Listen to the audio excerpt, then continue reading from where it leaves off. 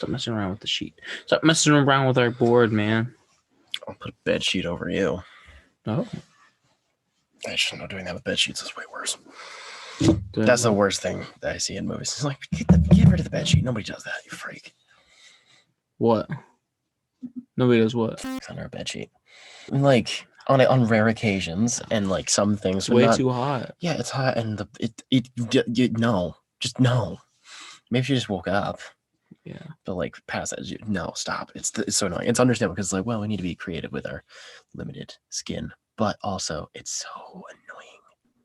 I just worked 12 hours with no break. Oof. Well, I mean, I had a piss break once, but I've been up since 4:45 at 6 p.m. now, and I haven't even eaten yet. So tonight could go one of two ways. I could roast the shit out of you relentlessly until one of you tells me to stop, or I could just fall asleep on you. There's really no in between. I'm fine with that. As long as we're entertaining. Come on a waffle. No. So, I would like to get into the B-roll that this week's ginger beer is San Pellegrino. Oh. Nice. Comes in a tiny ass bottle. It is 6 3/4 ounces. Wow. But I need to get like open a it. loaded half. You can't open it up? Can I get a bottle opener? Yeah. I could do it. I'm such a man. I bet you'd put it between your teeth and try to rip the thing off. No, I put it in between my ass cheeks because they can tighten so quickly. They can tighten so hard. I don't want to know that. You know it. Don't really ask don't. But why you there's already a do. I told you. I don't want to know that. It's too don't late. ask why there's a bottle opener on my keychain. Just don't. I have one on mine. You do? Yeah. Yeah. It's come in way more helpful than I thought it would, and I have never used it for legal purposes that you would associate with the two ideas. So, I just use but it are you to saying open you up. have? No, I just use it for opening up sparkling apple cider all the time. Because it's not a twist off. Oh, yeah, that's true. Right, sparkling. Not Yeah. weak on the ginger. Tastes more like, I don't know. It tastes kind of juicy, but also kind of watery. It's kind of hard to describe, but it's Juicy? definitely a weak ginger beer. Wacky. But besides my You morning see cup of juice? coffee, that's all I've had to drink today. So, Yee. all right, let's get this thing going. We need a beat. Why buy a comic that would cost more than a dime? Come meet the brothers who are here to waste your time. Welcome back to the Dime Comic Bros podcast, where us three dudes just sit around a mic and yell and scream about comic books that we share with each other to keep costs down, and that's why we call it a dime comic book instead of $120 comic book. Yeah, but didn't you Bros just get an omnibus like podcast. last week? Listen, all right, I'm trying to do the intro. I can sneak in that fact later when the listeners don't care. Yeah, and I kind of Fair. like buy every single comic that I want. I don't like ask you guys if you have it. Yeah, you have problems. Yeah. Also, I bought one yesterday too, but it was payday, so it's justified. Yes. I agree. I bought 2 books yesterday. Whoa. I didn't buy comics yesterday. Okay, We I have have to say that the newest edition of The Killing Joke is really, really nice because it's completely. Oh no. Thank you for letting me know the internet connection is unstable. Thanks for that. I didn't notice. Colin, stop freaking live streaming hentai. Trying not. How do you live stream hentai? Sorry, just streaming. Okay. So why is the new collection of Killing Joke really nice? Because it's the Black Label reprint. Mhm. It has a glossy cover, which is weird. I'm not a big fan of that, but it's in the original colors. So it's not the really weird reprint that they did like right after the book came out. It's in the original black, white, kind of purplish and red color scheme. It Yeah. looks so much better. Nice. Yeah. big fan. So let's just jump into the main topic.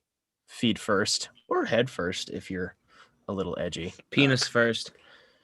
That's a belly flop. I don't know. I think my gut's a little bit bigger than have my a hard dick. on. That you're making my point for me.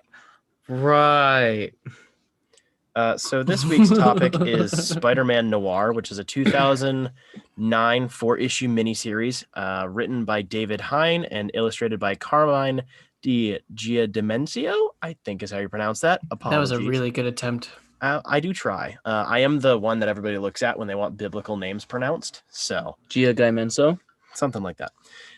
So this was part of an initiative in like the late 2000s to just have a whole noir universe of Marvel heroes, but noir. So black and white and in the Great Depression. Very fun. We all love depression, Yes. especially when it's great.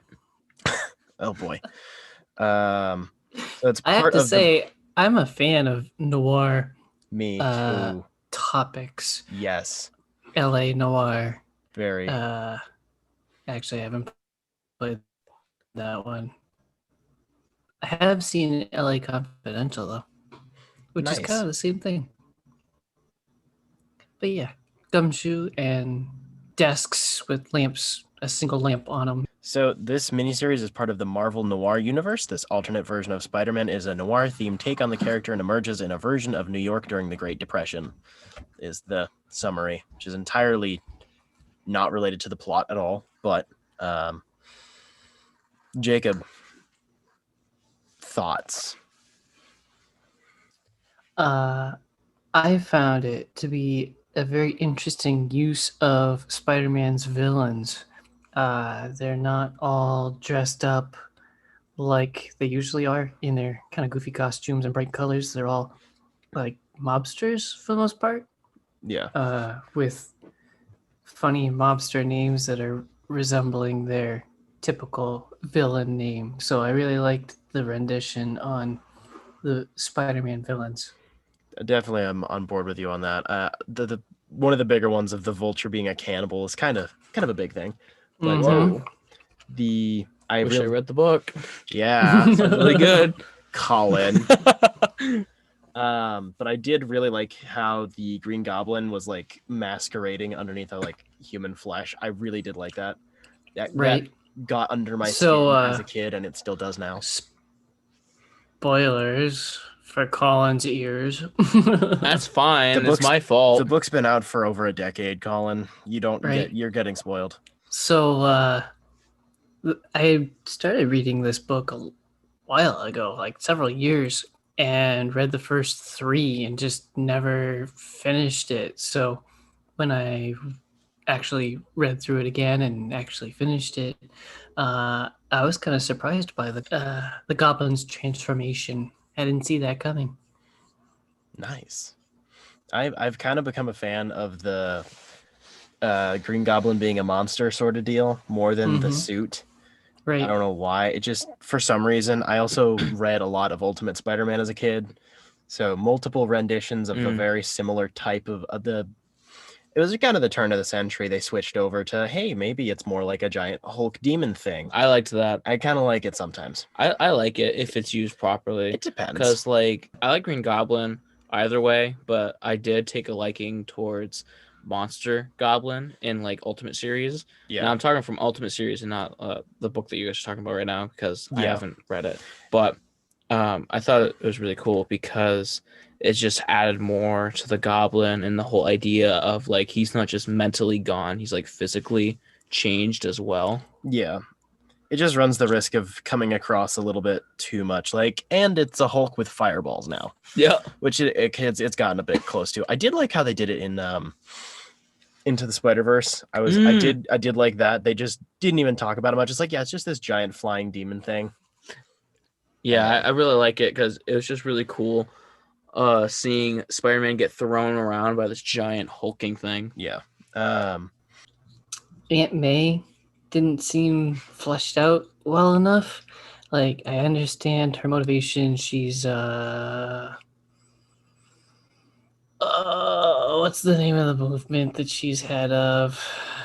kind of women's lib. Suffrage. Yes, thank you. Yeah, I did like the fact that both of the Parkers were activists at the time. It makes sense with the setting and tying into like giving Peter Parker morals. Like it just So the women's suffrage aspect was dealt with fine. I completely understood that. It fit the character. But I think at the end of the third one, maybe at the beginning of the fourth issue, Peter Parker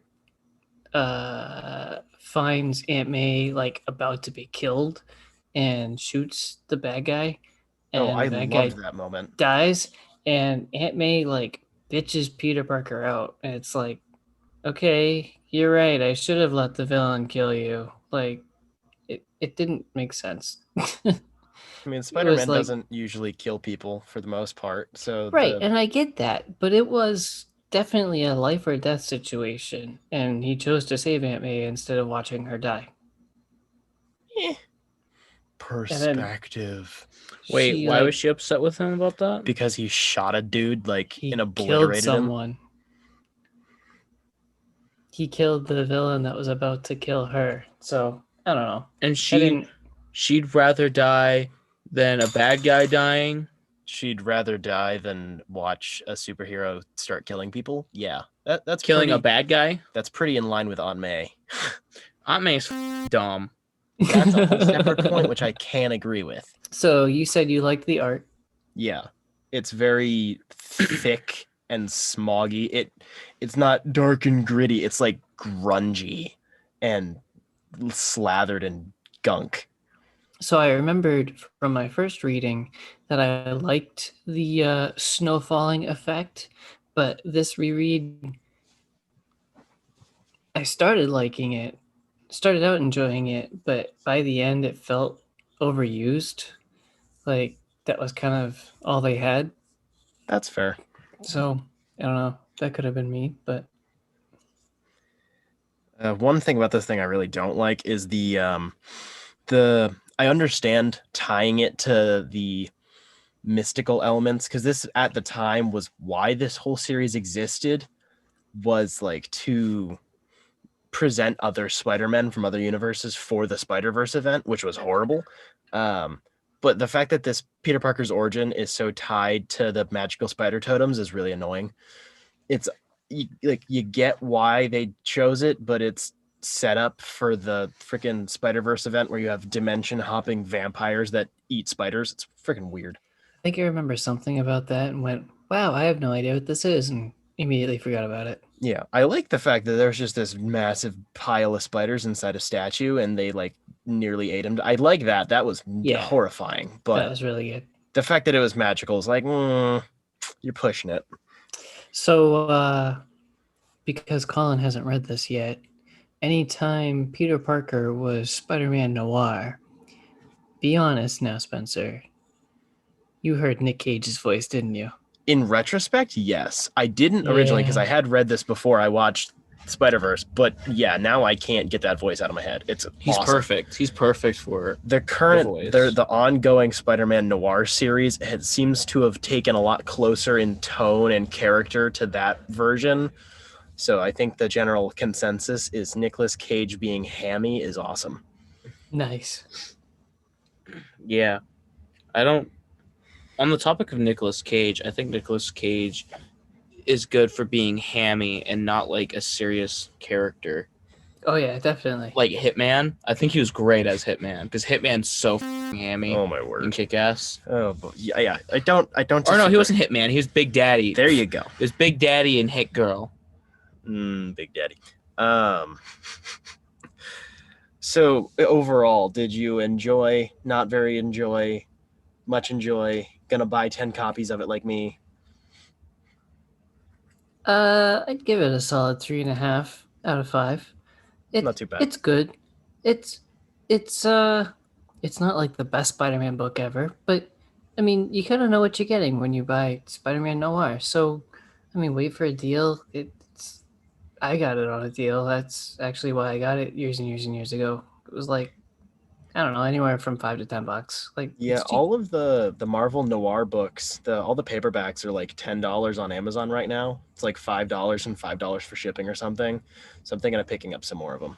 Nice. Yeah, I've had Punisher Noir and I think Nick Fury Noir on my wish list for years now and just never gotten around to them. Nice. Colin would be proud of me. I tried the freaking anime MMO that's like the #1 game on Google Play right now for about 10 minutes and then realized it wasn't for me. So I just had to unsubscribe. I don't like anime video games. Well, you don't mean you mean you don't like getting an ad every 5 seconds on a YouTube video about, ooh, choose your personality. Ooh, you must seduce the prince. Yeah. Ooh, yeah. I don't Gosh, like that. so Do you wanna be horribly cringe. Well, yeah. Big Not all titty anime is girl, good. the bigger tittied anime girl, or the big assed anime girl? No. No anime girls. They're all gross. Oh, you watch yourself. You watch yourself. It's true. Give me It's not something. true. I don't think you've seen enough good animes, to be honest. That has nothing to do with whether or not I find them attractive. It's not about being attractive. You just called them all gross. Yeah, Whether they're that be, gross. yeah, that's not just attraction. That's just like them in general. Yes, the category of anime girls are gross because it's a classification, not ooh, we have women in anime. It's yeah, tits. No, not all the time. It's still gross. Not really. Honestly, you are more generalizing anime than anything. You haven't actually experienced good anime or anime at all. I have watched no anime. Exactly. So you are nowhere. You have no room to speak about You it. don't even know what I've watched. First article from comicbook.com, quote, DC Comics has selected a new editor-in-chief, and it is Marie Jevons. I have no idea how to pronounce her last name.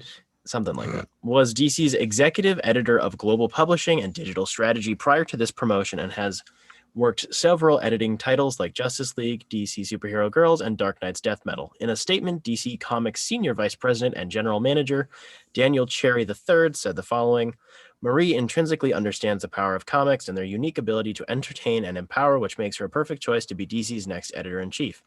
She's also incredibly committed to increasing access to this amazing industry by mentoring the next generation of comic book creators and helping them find their voices, end quote. Imagine having the last name Cherry. It's pretty rough. Imagine So anyway. having a last name Barry and getting called Dingle all the time. I'll dingle your berry. There's a guy at work that we all call Dingle, and he's okay with it. That's rough. He's actually pretty cool. He is pretty cool. So anyway, More What was that structural article about? changes. wow. So when it says that Marie Javens worked in editing for Dark Knight's Death Metal, does that mean that she wasn't involved in just regular old metal?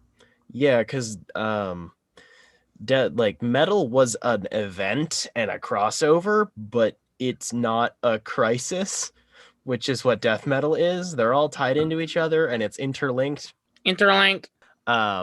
But they are chapters in a bigger story, but it's a much smaller in comparison, and one would assume she was not, but Death Metal is much bigger. I'm still trying to figure out the timeline and how this all works. The timeline isn't totally available to the public. You can't figure it out until the event's over. You don't have all the data. Okay. Because there's still like 6 more total issues to come out, and there's like 3 in the main line. Goes up to 7. I believe it's going to be done it's supposed to be done just about the end of the year, and then we have Future State, and then it'll go back to quote unquote normal after the timeline's been straightened out, or somewhat straightened out. However, that's going to be moving forward. Hold that thought. You're going to have to explain more later. Moving on in the news. Umbrella Academy was renewed for a 3rd season at Netflix, which means it'll be coming out in like late 2022. I still need to see season 2. You do. You got to get on it. Meh. Do it. You also need to get off your phone. I'm looking through our topic. Pennyworth. Back Your topic. I actually thumbs ended up were moving removing that out of here quite just because it wasn't quickly. really. I'm the only one who watches anything. So Do you watch Pennyworth? Yeah, I watched it. How bad? I was it? had no idea it was a thing. What service is it on? It is airing on FX because it's a FX? prequel to Gotham. Yeah, It's I've not never that heard bad. of it. Like it's pretty okay. It It's just looks weird to me. it's The definitely guy unique. playing Alfred is kind of odd. I like it, but I ended up removing it from my agenda because it wasn't really worth talking about because I'm the only one who watches it and I barely give a crap. It's just I was pulling for news. I'm surprised it's a season 2. It has enough. It makes enough money. It's cheap because there are no supervillains. Yeah. So Adventure So Time. then what's it about? This It's sounds. about This has Alfred. gone on long enough. We might leave this in. So, Oh, boy. what It- is you know, Pennyworth about? it's about Alfred meeting the Waynes, basically. So it's Alfred still being employed by the United Kingdom's government and being super sexy spy boy. Weird. It's how he met the Waynes and saved Thomas's life and why they're all interlinked and all that. Interlinked. All that sort of fun stuff. Also, Martha is now pregnant with Bruce Wayne, so it's fun. Whoa. Yeah, I know, right? Let's see season Is 3. it We're gonna Bruce? jump in the future. And it's gonna be Batman. No. You're gonna Is it just cut Bruce, all of that. though? That was just nonsense. So Adventure Time Distant Lands Obsidian Yes! just got its next trailer and a release date. Yes. It's coming out next week. Woo! Looks good. I'm gonna be watching it. I needed to give myself time before I watched the what was the first one called? BMO something. I don't The know. one with BMO in space. I needed to give myself some time before I watch that one, so I'm gonna watch that, and then I'll watch Obsidian when it comes out. Oh, you haven't watched the BMO one? No, I needed space to breathe before I start Really? crying again. You won't cry. You'll be fine. Uh, And the Obsidian one, I have no idea though, because no one knows. No one knows. yeah, it's coming out in a few days. I would like to watch you two watch whatever this new one is and like cry into each other's shoulders. That's pretty gay. He'll That would crying, be I funny won't. for me. I don't think I cried. Lie to Abby, don't lie to me. Huh? I You missed said that. you wouldn't cry, and I'm saying lie to Abby, not to me. Oof. Duh. All right, so James Gunn confirmed that the Peacemaker HBO show is set in the current DCEU. It is a sequel to his movie, which is a sequel to Suicide Squad. It is in continuity. It's not just not a focus of being in continuity. So this is still interlinked. Interlinked. So that's cool. It's also starting production in January, so that's cool. Is anybody else excited for this? I just want to watch John Cena swear a lot. It's really Honestly, What is I'll it? probably get excited for it if I watch Suicide Squad, because I don't know anything about Peacemaker.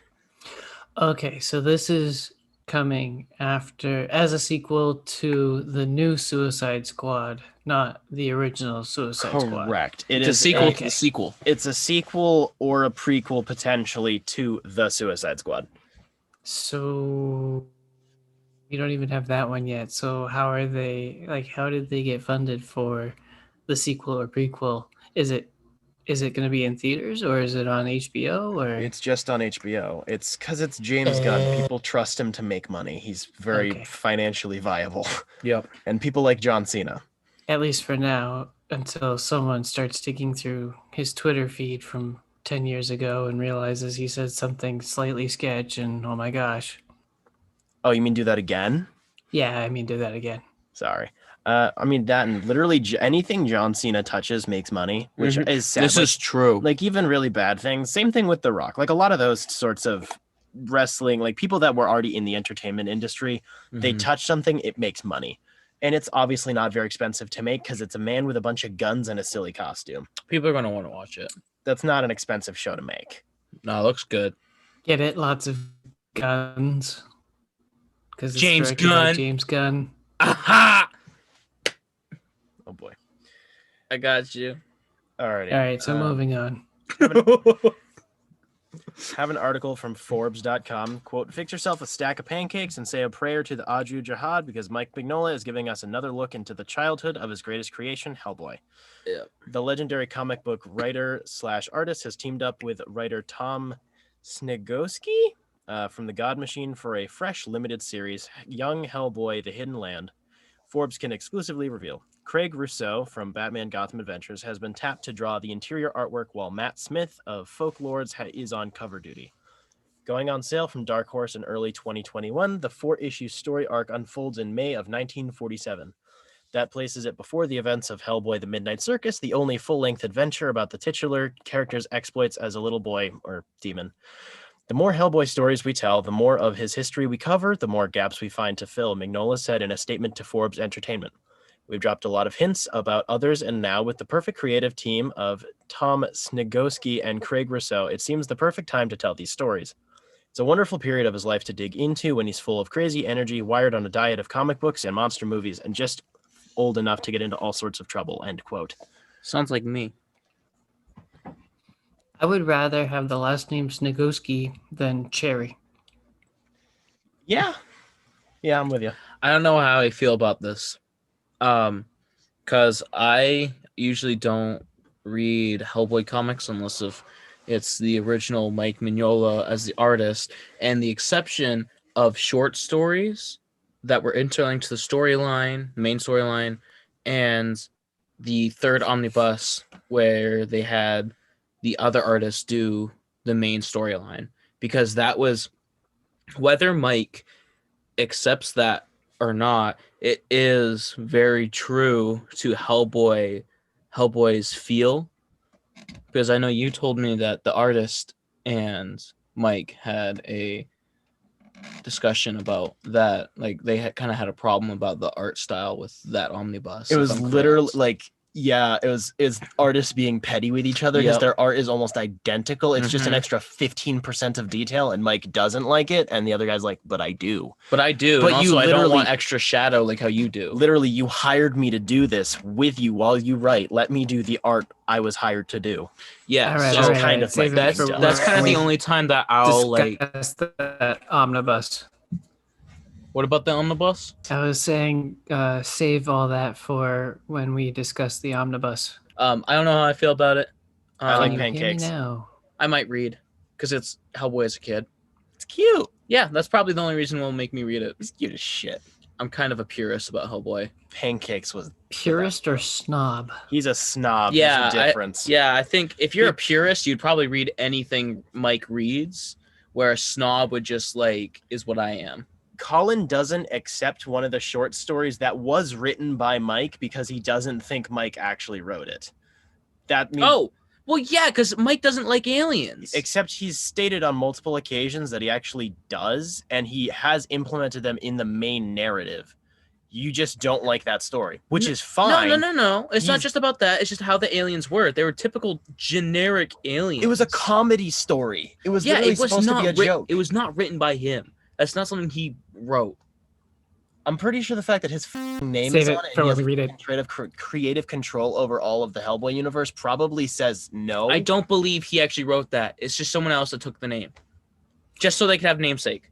So anyway, we're going to be reading all 6 omnibuses soon. So Yes. you will have all of that and more to listen to coming shortly.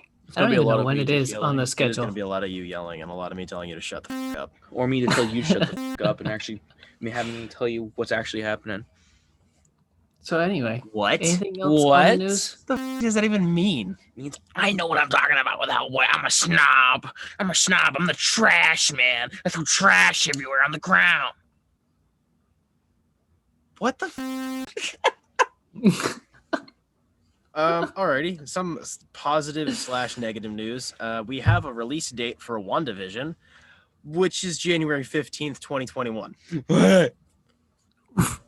Yeah. That's all right. We have a release date. We can celebrate. Yeah, it was annoying because the cast and the crew were very adamant they were trying to get it out this year, but it seems to just be taking them too long to finish. Oh But- no, it's 2 weeks after this year. Yeah. I'm really looking forward to this. But yeah, Yep. they came out, I think it was Entertainment Weekly. They had a photo shoot and they had a bunch of nice new promo images and stuff, which I tried not to look into because I actually don't want to get spoiled for this one, which is weird because usually I don't care. Yeah, Something you've been spoiling TVs and movies for like 15 years now. Yeah. So something that should get Colin fairly excited. Have an article from CBR.com. Quote, Peter Stormare, I think is how you pronounce his name, who played Lucifer in Keanu Reeves' Constantine film, has revealed that a sequel to the fan favorite film is in the works. Stormare posted a photo of his Constantine character to Instagram. The image had a caption under it that reads, "In Constantine, Peter Stormare played one of the best versions of Satan in film history." Stormare followed this up with a simple caption, "Sequel in the works," end quote. Bro, for Constantine? That's what I said. Bro, I'm down. Actually, I want to watch that right now. I might watch that tonight. Maybe you should finish your homework. After I finish my homework. You know, you don't tell me what to do. I'll slap your butthole. It's floppy. I'll slap it. It's prolapsed. I'll slap it. Shut up. So last piece of news. Lord God Savior Snyder. Bring me to my knees. I was leaving an empty gap. You don't. Colin doesn't have to do that. I have my own. I have a list of like 15 sound effects. Some of them are pretty risque. They're Risque. like, I don't know if I should use them, but Use them. Let's be risky. It can't be as risque as Colin in a Zentai suit. Can't be as risky as Spencer's prolapsed anus. Okay, so Zack Snyder stated during a fan charity live stream that the total runtime after editing of the additional photography is 4 to 5 minutes, which is the average length of a scene. He also discussed how he directed Ezra Miller via Zoom because he was across the pond filming for Fantastic Beasts. So he was on an iPad basically directing him on set while he was, I would assume, just on a green screen running in that really awkward way. I love how he runs. It's so bad. I love it.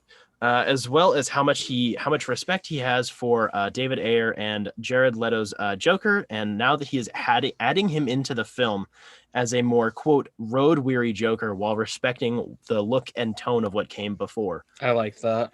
So it simultaneously confirms that the Joker was not in the OG Snyder cut, and now I'm going to speculate real hard quickly. All of the characters that are confirmed to be part of the additional photography are all alive during the Nightmare timeline, and 4 to 5 minutes is the time of a scene. So I'm pretty confident we're getting a Nightmare scene somewhere shoved in there. That kind of sounds close to what you and I had an idea for a comic. We had Joker, Deathstroke, and who else? Batman. We're not talking about that. We're talking about news. Just conversation. Shut up. Plug yourself. Damn. No. So, not sure how you can make the Joker look road weary, but I'm interested. especially when it's gang thug Joker with gold teeth and stuff. Yeah, Definitely thug joke. Yeah. Thug Joker. yeah, but I'm sure that it's creative. It's obviously a very different look years into the future, so that's cool. So, is that it for the news? That is the end of the news. Colin, what have you been reading? Oh, wait. So I read, did I say I read A Gift for a Ghost? No. Okay, No. So I bought this comic book because I saw it, some of the art somewhere on the internet, and I was like, wow, that's really cool art, and I never followed it, and then I found it at our local Barnes and Noble. Ooh. And it's called A Gift from a Ghost, or A Gift for a Ghost, either one. You can look it up if you want. And all I'm going to say is I enjoyed all of the art. I thought it was really nice. Some of it was simple and some of it was detailed. It was really nice of how it was presented, but the story was kind of just like there. It felt like it was more art for art's sake than story, and it was a little bit hard to follow at times because it kind of had this timeline like how it was in Haunting of Hill House. But nonetheless, I enjoyed my read. What publisher is it from? Let me look that up for you real quick. I'm sure you paid cover price for it at Barnes and Noble. So 100%. how much is that? 20. $19.99 MSRP. Author is Borja Gonzalez. Publisher is unknown to me. But it's called The Gift for a Ghost. You can find it literally anywhere. It's nice for the art. I probably will look for more art. So Jacob, what have you been reading this week? Well, that's complicated. I bought So it's a all DC book. Yes. I bought all the metal stuff like right before my trip. I figured I'd have something in paper to read on my trip. And then Spencer made an offhand comment about how you have to read Final Crisis first. And I didn't even know Final Crisis was a thing. I only knew about Infinite Earths and Infinite Crisis. I didn't know about Final Crisis. So before I could read metal, because Spencer went and messed it all up for me, I bought Final Crisis on digital, ebook, whatever you want to call it. But then, as I was looking at Dark Days, The Road to Metal, which is the prequel, kind of the stuff you need to know before you start reading metal, I found that it has the last 2 issues of Final Crisis in it. So I read the first 5 issues of Final Crisis, and then I went to Dark Days, The Road to Metal, and read The Forge and The Casting, and then the last 2 issues of Final Crisis. So, with all that out of the way, I felt like I was following Final Crisis fairly well until there were some weird oddball issues thrown in there as well. It wasn't just 1 through 5. There were some additional supplementary readings mixed in, and that led to some confusion about, wait, who is this? What are we doing? What's going on? So I kind of want to just read 1 through 7 to try to see if maybe I was missing something. I feel like I followed most of it, but DC can be confusing. I have Can no idea how to summarize it for you. It's a crisis. It's complicated, but I mean, it's interesting. It's it's a heck of a lot better than Infinite Crisis. I can tell you that. It is my favorite of the big 3 crises. I am a big fan. But is that just because of the updated artwork and glossy pages, and because it definitely builds off of the other crises? You have to know Absolutely. No, I what prefer it happened. because I prefer Grant Morrison's writing by a wide margin. I think it's Greg Capullo. That's art. Oh, okay.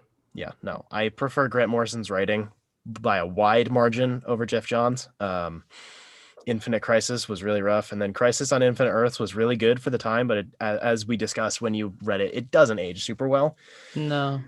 It's kind of that's also because, like we said back then, it was freaking mind-blowing when it happened, but everybody's taken that and beat it to death, so now it's not right, different worth sensibilities. anything.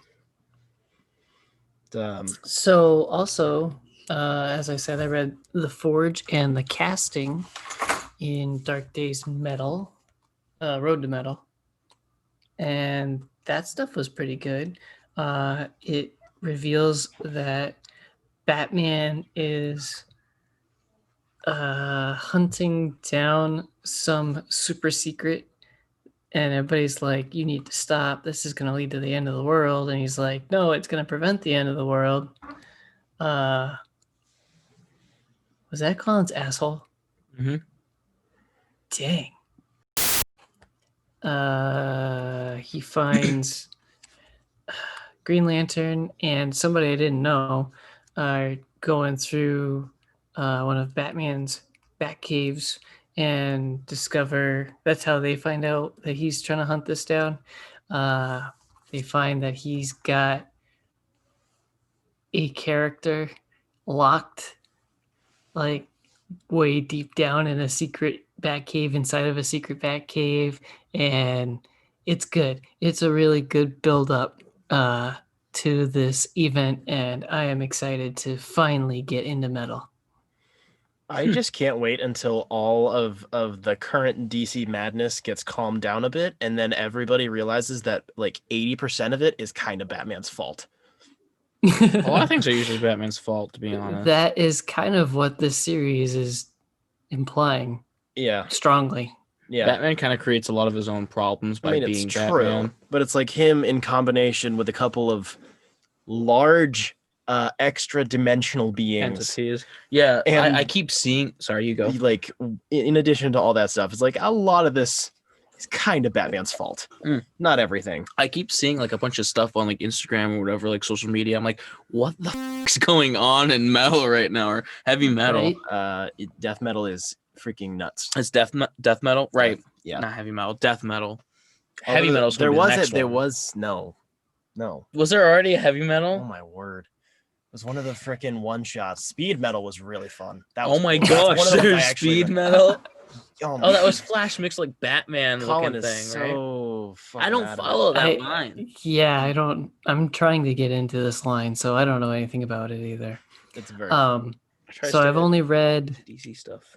2/3 of Road to Metal, but I'm gonna call that, as reading most of it. So that's another thing, is that I printed off the reading order for Metal, and it jumps across all 3 Metal collections. So it's going to be really hard moving further into this series and talking about it on the show, like what I've read, because it's not just I read a book and I'm going to the next one. Sequential. It's all freaking chopped up and mixed. Yeah, So like you can read it sequentially, but you could just read, one book, next book, and then the other book. But you'd have to do the mental gymnastics to pull the timeline together in your own brain rather than just reading the issues sequentially. yeah, I had a hard enough time reading one crisis and listening to another. So anyway, that segment counts as 2 books. Spencer, what have you been reading?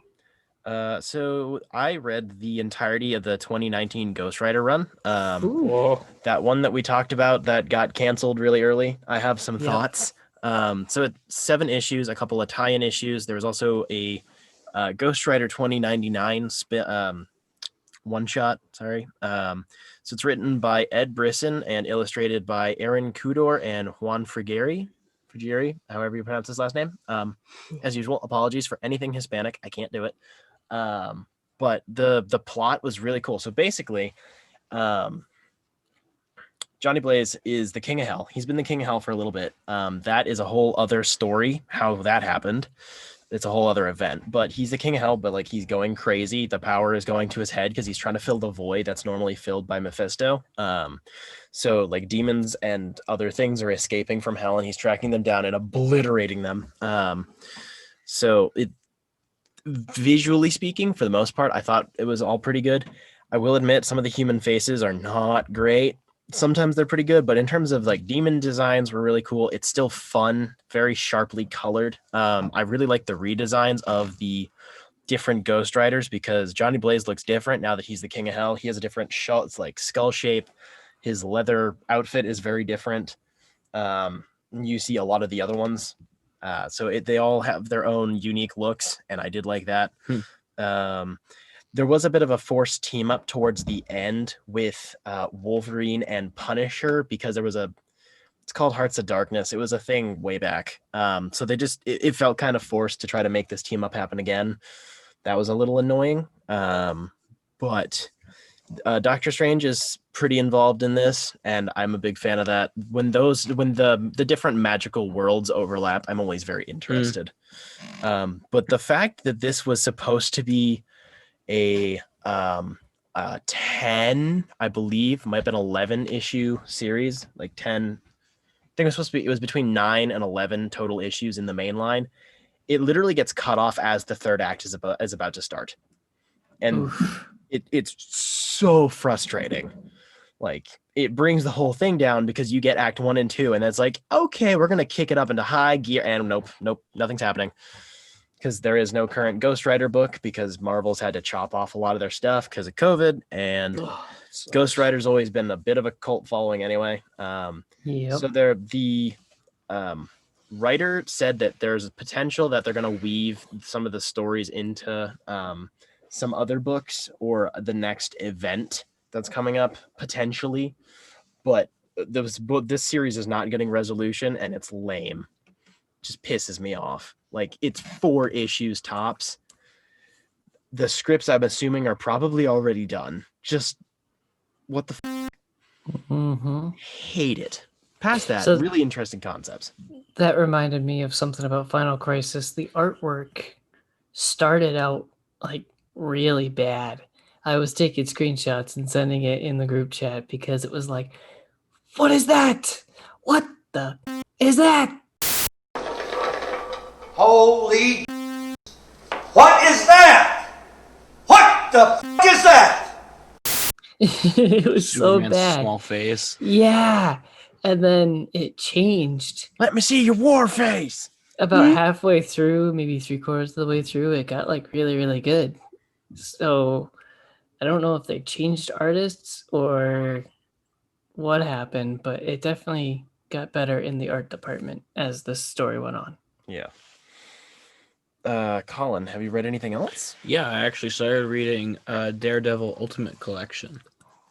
Ooh. Yeah. And what does Which it is collect? which run? Okay, so let me look it up. So you probably know if I can just tell you. So it starts out with Ben being the main narrator of the storyline, and You're reading the Frank Miller run, I'm assuming. nope, Wait a minute. they only have volume 3 at our local comic book store, which is Jetpack Comics. Please sponsor us. Yes, please sponsor. And so I didn't get the third one, and this is the Ultimate Collection, the Ultimate series. Wait, what? It's called the Ultimate Collection, but it's the Ultimate Universe where Kingpin is blind.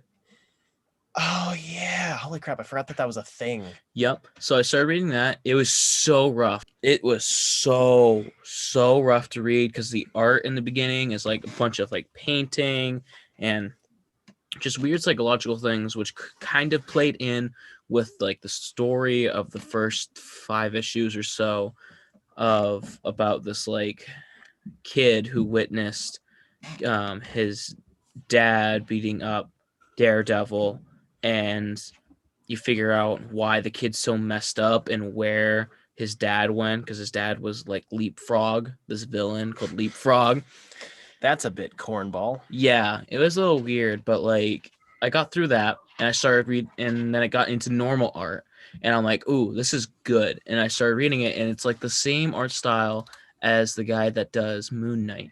And I'll like memorize these artists soon enough. But Follow all of them on Instagram. It makes it so worth it. yeah, that's what I usually try to do. Basically, all my feed is just really good comic book artists, and it's Yep. mostly their sketch work, and Yep. it's so good. Makes me want to sketch again, Yes. but then also not because I'm scared to fail. Anyway, it was I will chop off your dick.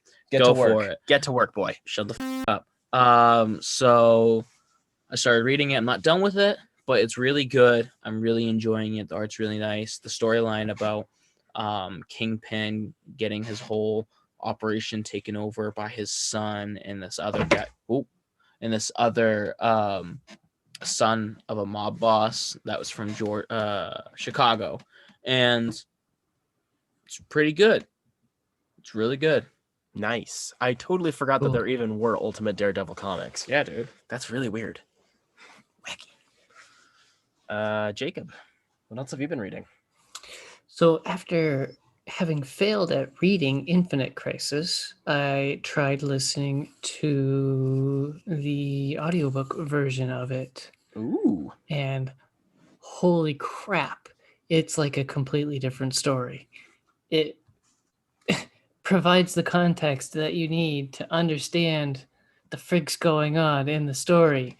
Things like all the superheroes are pissed off at Wonder Woman. You get that in reading the book, but the audiobook explains why. Apparently, in a different series right before this crisis, she killed the bad guy because he was about to use Superman to kill somebody. I forget who. So Wonder Woman like had the villain in her hands and was like, "You need to stop." And he's like, "I will never stop." And she's like looking at Superman, who's under mind control and is about to kill people. And she's like, "Okay." So all the Nice. supervillains are pissed off at her for killing, just like we were talking about with Spider-Man. Gotcha. But it's definitely the context you needed to understand Infinite Crisis. You mean you don't like it when books have 15 different panels and 12 of those 15 panels have an asterisk next to it saying reference to this issue here. Go buy it. Oh, So but before we go further along, Yes. can I interject about the Daredevil comic real quick? yes, Well, you did just interject. Okay, so it's the Man Without Fear line by Bendis and Oh, okay. and the book is by Brian Michael Bendis Yeah. and who else? Brian Michael Bendis and David Mack. Nice. Yep. Okay. Just wanted to get that off my chest. so after having listened to it for quite a while, and also something happened, so I listened to the same track 3 times. I was kind of stuck in a looping hell. But anyway, 2 hours of audio translated to 18 pages of comic. Wow. What?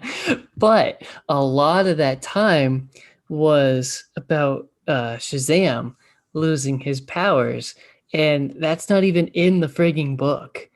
Like, Yeah. it was a solid 45 minutes of audio and story, and it's like there's maybe one block of Shazam on the ground.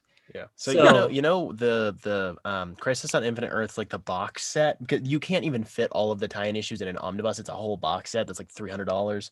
It's freaking Dang. huge. That Final Crisis is nearly as big, but infinitely more complicated at the same time. Get it I'm not gonna read infinitely. any of that. Oh, it's so good though. I won't. It is the best Crisis. It's Quote me. really not worth it for me. You just said Final Crisis was. That's what I mean. That's what I said. Is Well, I'm Final. talking infinite. Oh, shut up. Monkey Man. So yeah, I am enjoying Infinite Crisis, but only because I'm listening to it, and that's only because it has context and tie-ins. So, Okay, that makes more sense. whew, I am a third of the way through the first CD, and there's 2 of those. Oof. So it's gonna be a long time before I'm done with Infinite Crisis Thick. Thickums. with 4 C's. So Spencer, what else have you been reading? I read Doomsday Clock. Yes! How many times? I read it twice. The Doomsday Clock entered your eyes twice this week. I'm so happy. Both eyes. Yeah, so Doomsday Clock is a 12-issue miniseries published from 2017 to 2020, written by Jeff Johns and illustrated by Gary Frank. I have such conflict in my soul, like very deeply. This is one of those things. Same thing with Three Jokers. Something Jeff Johns is really good at doing for me is making really good stories, which I like, and I feel like understand the characters very deeply, but also shouldn't exist. Like, it's the best case scenario, but it's still not. It still shouldn't be a thing, and that just irritates the crap out of me. Art wise, I really enjoy how well structured it is. It's paced absolutely excellently. Like, as Jacob said when you were reading it, it is really dialogue heavy, but it's still a pretty quick read. It's 12 issues and they're oversized issues. It's a really big book. Yep. But you can read it in like 2 hours. It's not that, maybe 3 if you do it slowly. Because it has not an identical panel layout. It's not the Watchmen, 9 panel every page, but it's very similar. It has a lot of it just pushes you along really quickly because the panels are fairly small, but it has a really in-depth image. So you just keep going and going and going and going. I It's really hard like to that. stop and smell the roses when you're reading it. You're like, 4 issues in, and you're like, wait, I haven't been looking at the artwork. And you go back and you're like, dang, there's actually some really nice artwork in here, but Yeah. you're too busy reading the story to stop. Yeah, that's why I read it twice, just to be on the safe side. First time I got all the information. The second time I went through a lot slower to catch the art. I didn't even really read the dialogue. I just watched it. And that's something I really like. It has a strong sense of trajectory in a similar way to the art in the original Watchmen book, because it has the little panels with a lot of stuff going on between panels, especially when it's a lot of media and TV and newspaper and so many people talking over each other. It's just layers on layers. It just snowballs. Like each page makes you want to fly through the book even faster. And I think that's really, really, really, really important. Art wise, like just individual stuff, the character designs are delicious. They're friggin' awesome. I really like how Superman is drawn, particularly this suit. It's not like it's stupidly unique, but it's a nice modernization without being, the new 52 where we need to slap a collar and a red belt. Like, it's not that sleek and modern and sexy. It's just like, no, it's just a modern update. It looks very nice. It does look really nice.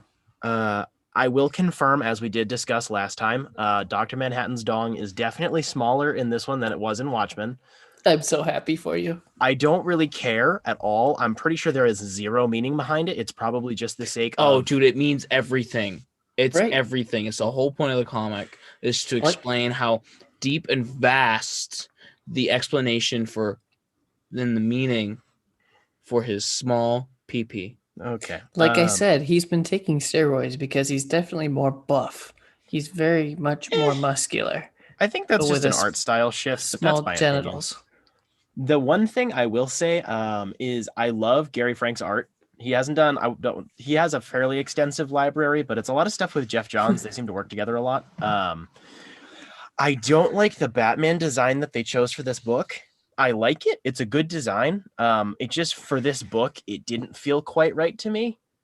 That's hard to describe. It has like the yellow emblem and it's very soft and round, and it's good. It's really nice art. It just felt too close to the Earth 1 version of Batman. I can see that. Which is what Gary Frank illustrated with Jeff Johns. So it makes sense that it's very similar. It just... in this story, I would have preferred, honestly, the Rebirth suit. I think that would have worked well with like in combination with how Superman looks in this, and a lot of the other... the Rebirth Batman suit. I don't like the Rebirth run, but hot damn, that suit is sexy. Yeah, I like the suit a lot. Somehow they took Greg Capullo's suit from the New 52 and made it even better. Yep. And I don't know how that's possible. Don't know. Anyways, that's just a little thing that kind of stuck out. I'm obviously a very big Batman fan, and in this book I'm like, Batman's not that exciting to look at. It looks good, it's just not... it doesn't capture my attention as much as all the other characters do. What about Marionette and what's his name? Mime. That's what I was going to get to next. I love those characters. Something that is odd is the fact that you can't tell if they have superpowers or if it's technology. Like, it doesn't matter. It's just weird because in the Watchmen universe, the only one with superpowers is Dr. Manhattan. But they have existed before, like, Mime and Marionette existed before this weird convergence, not the event convergence, but this convergence of the worlds happened. But they kind of they do have superpowers, or it's just really weird tech. I can't tell. It doesn't matter. It's just odd. But I do really like those characters. I am disappointed they haven't done anything with them yet. Yeah, exactly. But I feel like they're not going to, and I'm okay with that. Unless they're going to tie him into... intentional about leaving their ending wide open, though. I guess. Unless they're going to tie him into death metal, I just don't see it really going anywhere, because I think after this massive chapter of DC's history of like 2011 to 2020, whatever, is done and it's finally closed, I think they are going to leave Watchmen alone. I hope that they do. Maybe I'm just being optimistic. So. Like, I understand how they're being used as a part. Dr. Manhattan primarily is being used as a part of this massive continuity universe shifting shenanigans. I get it. It's good stuff. It's just My gut says they're gonna want to leave it alone, or maybe I'm just being way too optimistic. So it would be weird to keep referencing characters that shouldn't even really exist. That's just me. I think it's interesting that they did the obvious pair ups. So like Mime and Marionette with Joker, Batman with Rorschach, Yeah, Superman with Dr. Manhattan. Like and Lex Luthor usually, with Ozymandias. yeah. Like I was very it happy doesn't with make sense that they did that because, like, you know, the classic example of you don't become friends with somebody who's exactly like you and agrees with everything you say because you're going to piss each other off, typically speaking. I mean, Spencer and I. oh my word, there you go. See, Typically that's speaking. something I had notes So- on that I thought partially, I just don't think there was enough room for them to go, well, naturally speaking, they're not all magically going to find their own pairings of their DC universe counterpart. Like, it's plot convenience, clearly. Right. But I feel like But there wasn't enough my room point for them to just there- go, oh, they just found other characters to interact with. Like, there's limited time to screw around with the fun character interactions. But on that point, none of them got along except Superman and Dr. Manhattan. And I think that was intentional because, clear spoilers, Batman throws Rorschach in Arkham. Right. Joker kind of and also kind of doesn't like Mime and Marionette. He tries to kill them multiple times, but it's Joker, so he's chaotic and stupid. And he also tells them that he wants to work together with them. Like at the end, I think the last frame of the three together, he's like, yeah, we can figure something out. But it's Joker. He's retarded. This is true. But anyway, so my point was the matchups worked really, really well, in my opinion. I definitely agree. It worked well with the limited amount of time. It's ironic to say that with 12 oversized issues, but they worked well with the amount of time that they had. My second biggest issue with this book, besides the fact that it shouldn't exist, is the fact that they brought back the comedian. I understand it, like, plot wise. I understand how it happened. It just didn't provide any interesting character interactions for me, and that really, really does weaken the effect of the original book. Because Why would when they bring him back? read the book and you'll find out. Oh, shut the By fuck the up. time the book's over, he goes back to exactly where he belongs, so it doesn't like change the past or anything.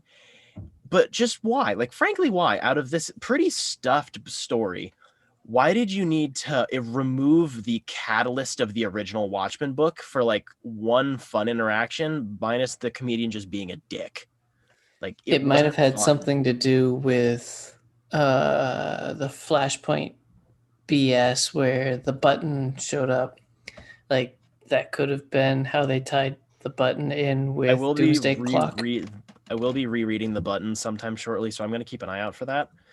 It's just that genuinely irritates me because it takes up a decent chunk of the story and it doesn't really go anywhere. It's tied in, but it's not. Well, that's what I said interesting. about the button anyway. It was like the button shows up, they're investigating, and that's it. Go Yeah. read Doomsday Clock. It's like, what was the point? Yeah. That's just one of those things. I don't want to say it triggers my OCD because that's not even remotely close, but that's one of those things that's a big pet peeve of mine, is like bringing back characters that have no right being alive, and doesn't have like a purpose. It's just kind of there. It feels cheap. Rorschach 2 is absolutely the standout of this book, in my opinion. I freaking loved what they did with it. It ties really well into the original book, but it doesn't feel awkward or unnecessarily tied in. It's tangential. And it's so good. And I love the fact that this Rorschach, like this, in comic continuity, the Rorschach that's running around in the Watchmen universe is an actual superhero now. Unlike the first Rorschach and like the TV continuity where that went in a very different direction. Right. I was going to say that the this fact that Rorschach's much better than the TV show version. Right. Like something that Jeff Johns seems to like doing, I guess, is making Alan Moore's book endings more positive. Now the Watchmen universe has an actual positive Rorschach in it. Like he's trying to be a superhero. and that's just really cool. I really like that storyline. Big standout. But the something I quite liked was the fact that this book focused a lot more on Superman the symbol more so than Superman the character. Usually I prefer character work, but in this type of a story, it's not really relevant. It's all about Superman the symbol of, being always there. He is the North Star of the entire DC omniverse. Like, he will always be there no matter how many times you shift continuity, and every time you screw around with something, there will always be Superman. No matter what you do, you can't get rid of it, because this universe is the only one that really does have hope, and that's why it is like the main DC Prime Earth, whatever you want to call it. So that was really cool. There's a quote right near the end which summed up the whole stinking thing. It's a quote from Dr. Manhattan. "I see tomorrow. I see the man of tomorrow. And for the first time, I am inspired." Oh, that's how you end a book. That was so good, because that's the thing that the Watchmen universe is inherently lacking. If you're going to do like a meta commentary, which you can debate whether this book is a cheap tie-in to get, cookie points because it's tied into Watchmen, or it's a meta commentary on the fact that you can make Alan Moore's books more positive in the end. Like, though that universe is missing optimism, there is some realism in it. Like, there's some people that aren't like total trash, but there is no actual inspiration there. Their God figure, their quote unquote Superman of Dr. Manhattan, is entirely disconnected from reality and doesn't even care about anything because he's so transcendent. He doesn't comprehend like human emotions anymore. So the fact that Superman is able to inspire that sort of hope, and then he brings that back to his own universe, is so good. But this book still shouldn't exist because it shouldn't. Anyways, moving on from Doomsday Clock. That was a lot about Doomsday Clock. Dude, you could talk about this. Literally could talk about it for weeks. And the fact that it's kind of the middle chapter of metal, Doomsday Clock and death metal, but also not like this doesn't straighten out continuity at all. If anything, it makes it more complicated. It's just, it's easier to comprehend, but it doesn't make it less complicated. It just gives you more context. But it's not the final say, and it doesn't like straighten anything out. It just fixes a couple of smaller things, like bringing back the JSA and stuff. Has anybody read anything else? I'm good. I want to talk Kind about of watching. Speak, boy. So I started reading Venom by Donny Cates, Volume 2, until I started researching that. I wanted to find out when I should read Absolute Carnage mixed with Venom, and found out that I had to stop reading Venom because pretty much where I was, I had to read War of the Realms. Right. So that was the omnibus that I bought yesterday on payday. Is the 1,580 pages of War of the Realms. War of the Realms is so good. And Spencer just orgasmed. A little bit. So I have to wait until like January when I get that in the mail. Nice. Which kind of pisses me off because I was really enjoying Venom, and now I have to wait until after Christmas. Random thought. Marvel continuity is unironically tied into Fortnite. It's weird. Ew. I don't want to talk about it. I just find it funny. Yeah, I don't want to talk about it. Let's not acknowledge that. No. It was the author's idea. Anyway. Yeah, f him. Don't Donny Cates. The man is God. Shut the f up. He is God. Shut the f up. Or he is null. Anyway, Colin, what have you been watching? So I started watching. Sorry, this wall's sketching me out. Titans. Okay, so let's talk about Titans. I started watching Titans, and I will say this: it is not a good show, but nonetheless, it is entertaining. I can accept that answer. All right, so like the same reason a train wreck is entertaining to watch. Yeah, But also, they got some pretty actors and actresses. Can't Yeah. deny it. Like, Yep. it's true. Dove. They got some really nice suits. I really like The Dove. suits are amazing. Nightwing's Dove's pretty Beaner. cool. Also, I kind of like how Jason Todd is in this. I'm really more attracted to the show because of the whole like Robin and Batman stuff. Yeah. It's just a shame it's carried out so poorly. Yeah. It doesn't do justice to its concepts, some of which are fairly original. It just blows them on making it like teen drama, but they say a lot. Yeah, they say a lot. It's literally CW with a dark blue filter. Sorry, dark blue green, extra deep fried blue. Yeah. And they say all the time. Yep. So it's not a good show by any means, but it is entertaining. That's what I have to say about Titans. It's a good looking Robin suit though. Can't deny it. It's good. It's not amazing, but like it's pretty good. Oh, one thing I noticed, dude, the guy that plays Robin, the first Robin, his torso's hella long. Yeah. He's got a really long torso. Mm-hmm. That's why the Robin suit looks so weird to me. Because I'm like, yeah, that's so weird. And that's then I they saw had him without his shirt. I'm like, his torso's so long. That's why they made the pants, the pants short thing longer than you would think it probably would be to try to offset his torso being so long. Yeah, it's just so weird. I think that their casting choices are pretty solid for the most part. It just really is. They have no material to work So with. I saw this picture of someone did a fan edit of Nightwing, and it looked so well because I don't like some Nightwings with short hair or like as short as this actor's. Yeah, and it was it was like not it wasn't mullet, but it was like hair that was going down, off to the side. I'm like, that looks really good with the suit. Yeah, you like the middle part. Yeah. I don't like it, but I get it. Let me show you it though. It's so good on him. Yeah, it's really just disappointing more than anything else. It's not angering. It's just like they have some really good actors. That does look good. See that. And they edit so the eyes are like white. Yeah, I'm so over the white eye thing. I can't. I'm really done with. Send it to me. Can you see it? Send it to me. Okay, no, I'll just send it to me. I like the white eyes. It feels like everybody's been trying to do it for so long. Like, just let them emote. Trying to do it through the eyes is so annoying. But no, look at the white eyes. You can still see like a circle around it, so it's more like it's a contact lens than anything. Which I kind of like. I can live without it, obviously, but like I think it's still cool. Anyway, Dick is very nice. Dick is very nice. Everyone loves a little dick. You like my little dick. I said that like way too close to your face. Yeah. I'm really uncomfortable now. Please stop. Jacob, what have you been watching?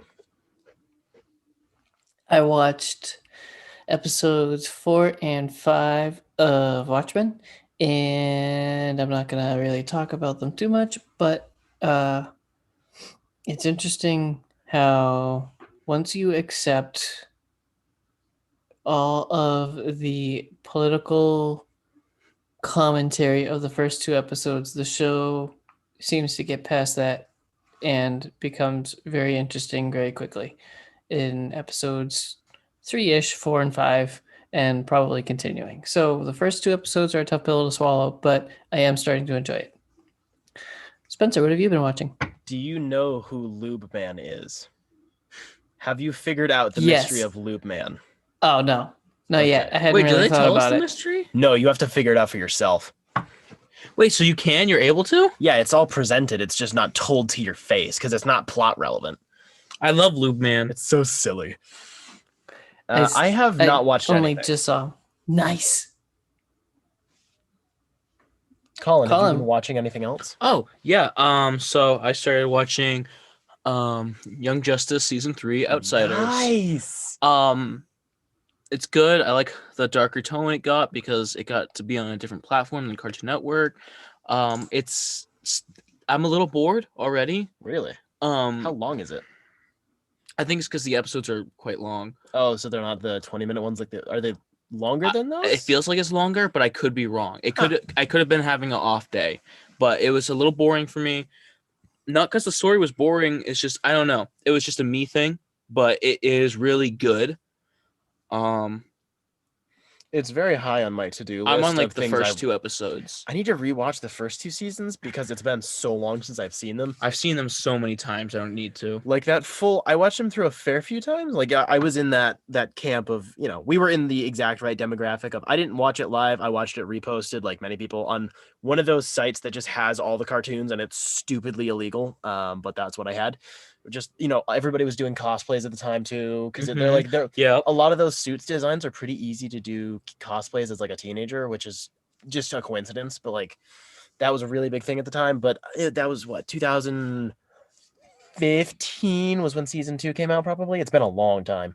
It's like that entire wait for season 3, I didn't pay any attention because I just dropped it. I was like, oh yeah, season 3 happened. Oh crap, I should rewatch that, and I got to get on that. Jacob, have you watched anything else?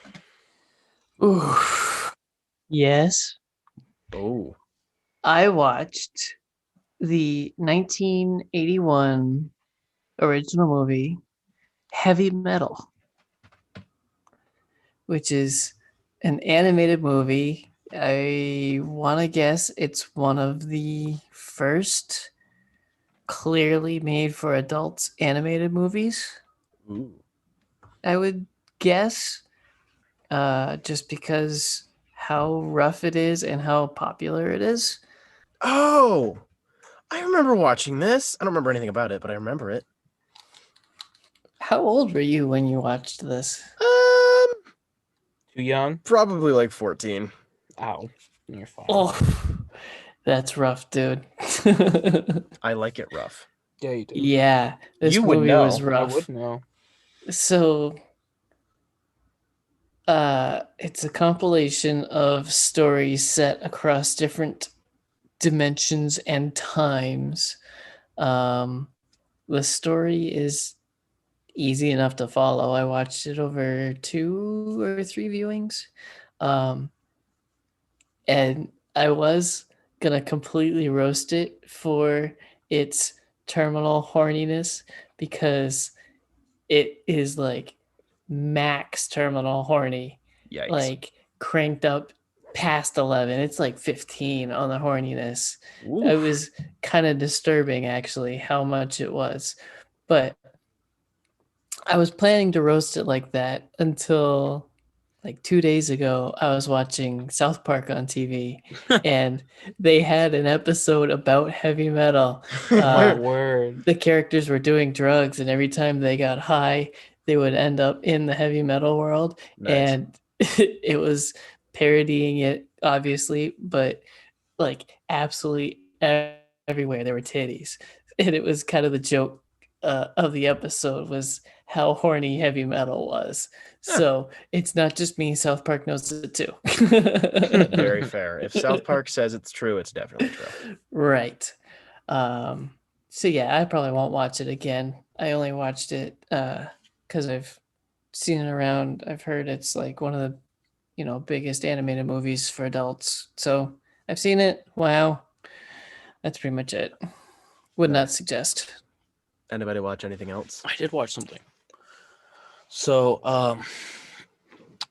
it's this show that's been living rent-free in my brain forever, and I never knew what the name of it was. You know how there's so many like Cartoon Network animation shows that like they feel like fever dreams? Yes. Like Generator X. I never thought that felt like a fever dream, but continue. Felt like a fever Ben dream 10. to me because I loved it, but like I never could find it ever again. But Symbiotic Titan.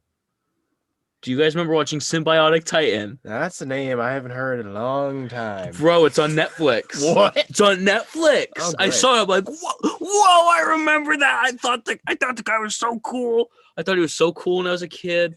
Like he was such a tough guy trying to protect the princess and shit. Princess. And he was also like super awkward at the same time because he just doesn't know social cues because he was bullied as a kid. I related to him a lot when I was younger. I see. It's pretty good. It holds up. It still holds up. Huh. I'm on like episode 2 or 3, but like you guys should go watch it just for like shits and giggles. I am a fan of shits and giggles. Me too. Me 3. Nice. Shall we move into the newest part of the show that we introduced without Colin? Uh-oh. I entirely forgot what it was. Is it the Stand by. hentai segment? Shut up and find out, because I don't remember.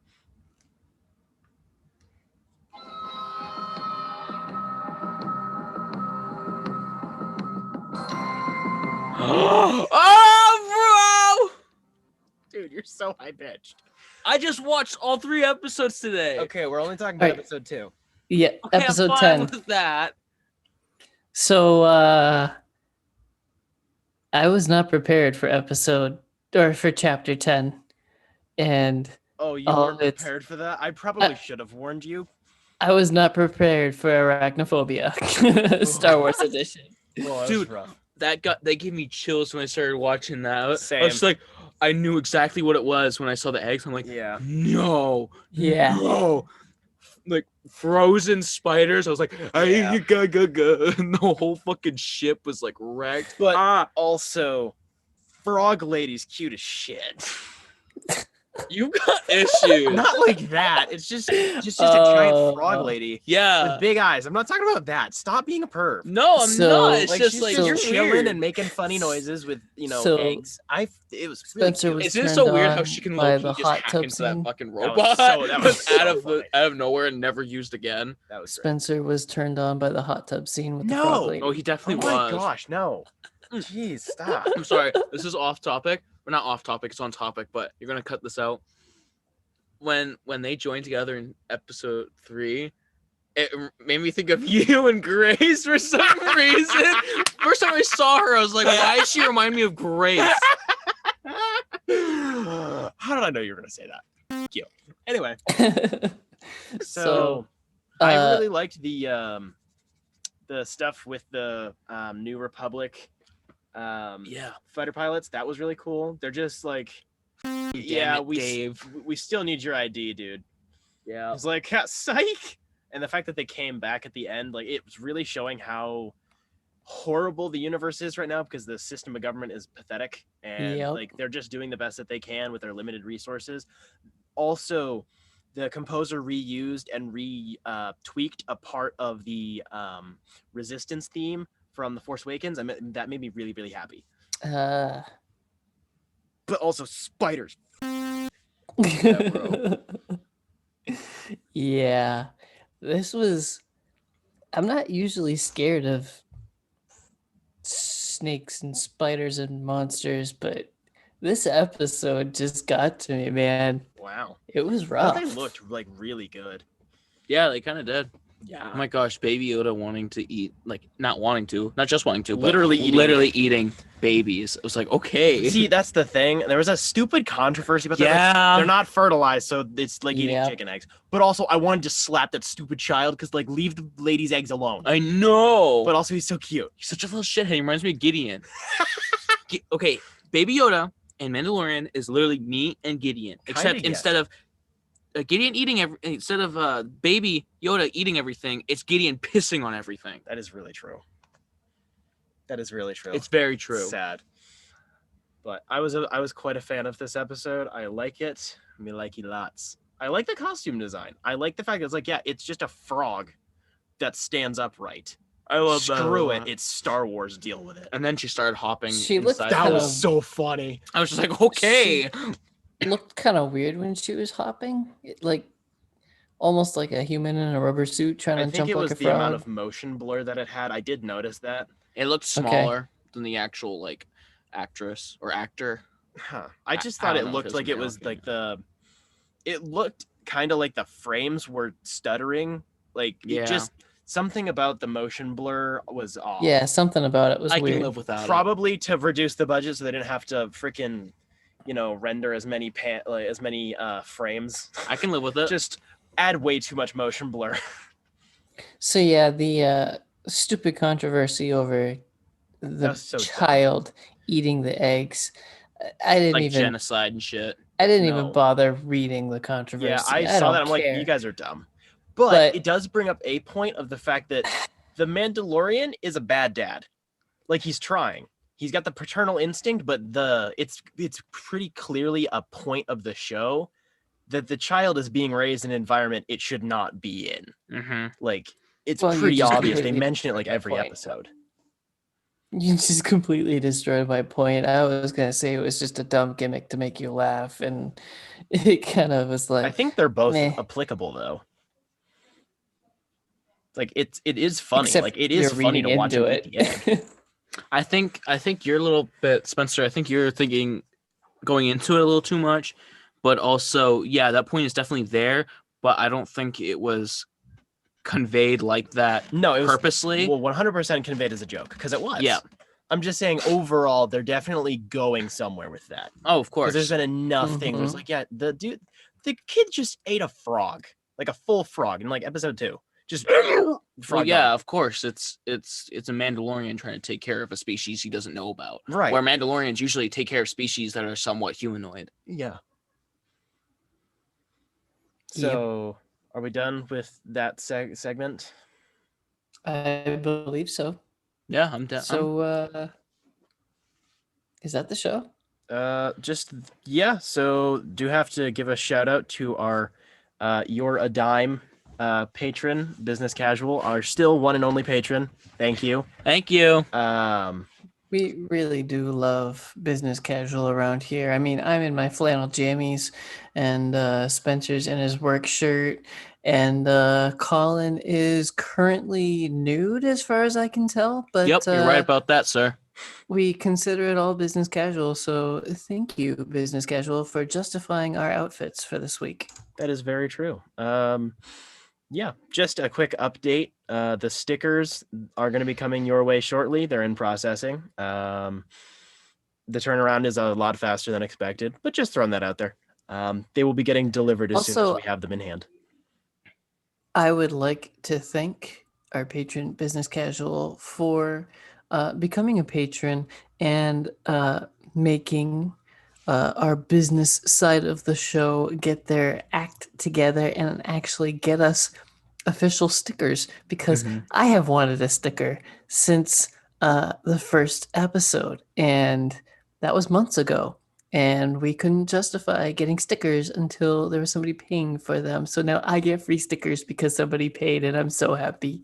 I love So stickers. to piggyback on that, I want to apologize to all patrons that like future patrons and our patron now for if like we get what is owed to you in not a timely manner because of me not drawing or anything, because we are people who have other things going on in life, and we are trying our best to get what is owed to you, but we greatly appreciate your patron.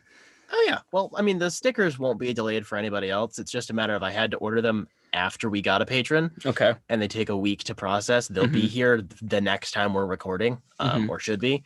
And we happen to know this patron, so we can hand deliver them. Yep.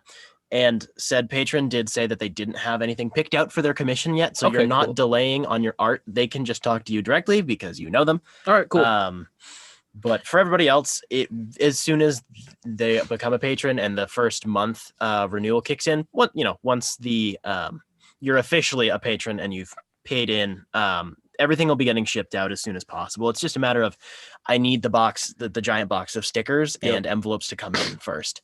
So everybody else, it shouldn't be that bad. But yeah, Yeah, but I'm just saying stickers. for future reference, if I just apologize if we do ever We're a just little get slow behind. sometimes. Yep. We're trying. So that is all of that. So yeah, thanks for listening on whatever platform you are on. If you wouldn't mind, if you did enjoy and made it all the way through, if you could give us a thumbs up, a like, subscribe, review, whatever. Follow, whatever. On whatever platform of your preference. All the little interactions do help. Just the thumbs up on the video or on a comment, like all of that does actually go a long way. It also just makes my day, to be honest. If you listen all the way through, comment nice pants, my dude, so I know that you listened all the way through. That's interesting. It's Colin because is not wearing any pants. I'm not wearing any pants at all. no, but I'm wearing my flannel jammy pants. Do you guys want to see? No, I can show you. I don't want to see. But, Show them. Oh boy. They're little polar bears. Nice. Yeah, so you can follow us on Facebook, Instagram, and Twitter. Very active on all three. you can send us an email at dimecomicbros@gmail.com. Hate mail, please. Memes, suggestions, anything. Just we'll instantly read that email. You can check out our Patreon at patreon.com/dimecomicbros. As previously mentioned, we have stickers and art commissions. You get to vote on topics, all sorts of fun stuff. And we also have a website at dimecomicbros.podbean.com. It hosts all of our episodes. If you don't want to use an audio service, you can also just check out some of the fun art that Colin has going on. And yeah, that's about it. So if that's about it, please remind me, what are we talking about next week?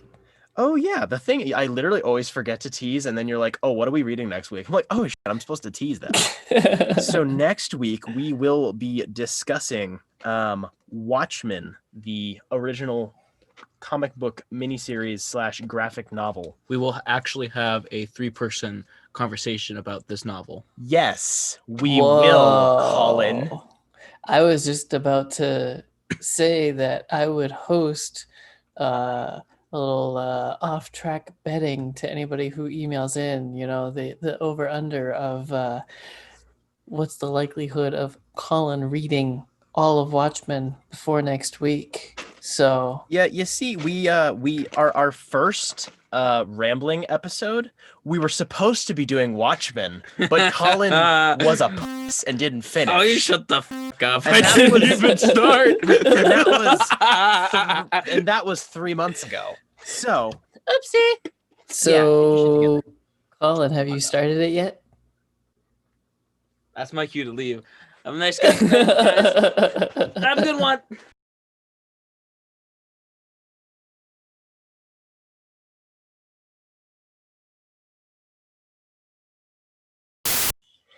How much you want to bet? We could probably go to Dunkin' Donuts and get back before Jacob's ready. how about we don't try that? Why not? I wonder if I can get Abby to do it. Can you hear me now? I can hear you. Can you hear I me? can hear you. I can hear you. Ooh. You can hear me. I can. Nobody wants Yay! nobody wants to hear you. Is that sausage pizza? Ham and pineapple. Oh yeah. Oh. I knew Pineapple you doesn't guys would belong love on the pizza. pineapple. This is why we're not married yet. You shut up. Pineapple doesn't Yes, it belong on does. pizza. It does. No, it doesn't. That. No. Thank you. No. Put your dick in a pizza box. No, put your dick in a pizza box. Let me touch it.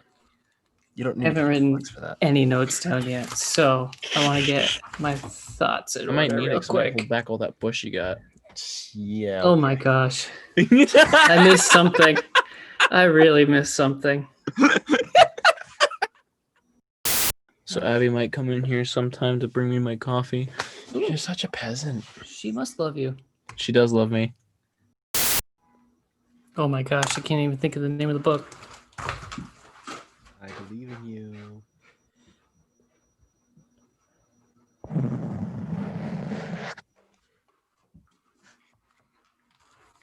I know you guys said it while I was gone. No, it was not the Kuma Sutra.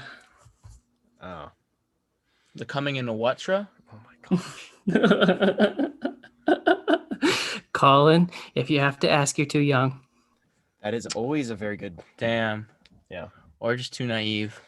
Same thing. No. Yes. No. You're not naive. You're too young. We're the same age, dipshit. Yeah. Yeah. And what's your point? Do you know what he said? No. See, I did, but my brain is not clicking with it right now. Oh, come on. clicking with it right now. That's why I said I didn't, dum dum. You're retarded. Yes.